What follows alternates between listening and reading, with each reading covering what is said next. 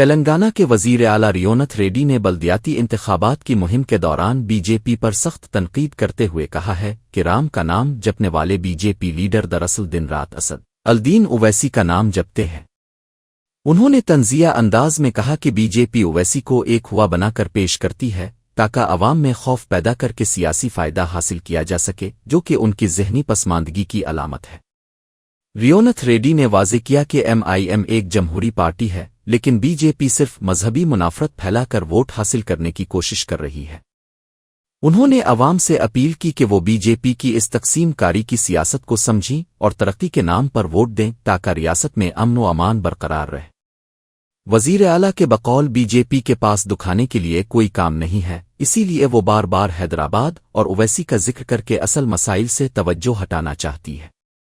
उन्होंने इस बात पर जोर दिया कि तेलंगाना के लोग होशियार हैं और वो फ़िरक़ा परस्त ताकतों को बल्दियाती इंतखाबात में सबक सिखाएंगे।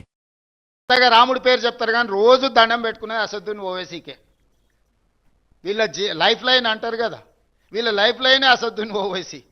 ఆయన పేరు లేకుండా, ఆయన జపం లేకుండా రాముడి పేరు ఎన్నిసార్లు వీళ్ళు తలుచుకున్నారో, అసదుద్దీన్ ఓవైసీ పేరు ఎన్నిసార్లు తలుచుకున్నారో చూడండి.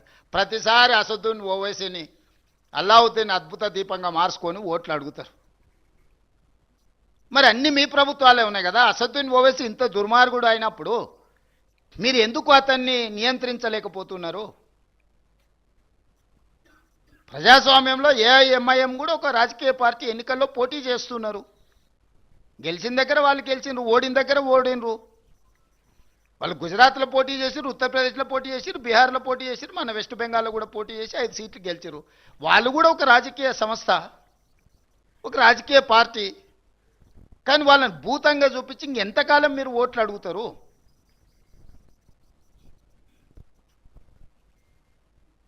కాబట్టి కేవలం మత విద్వేషాలను రెచ్చగొట్టి కొన్ని రాజకీయ పార్టీల నాయకులను భూతంగా చూపించి రాజకీయ మనుగడ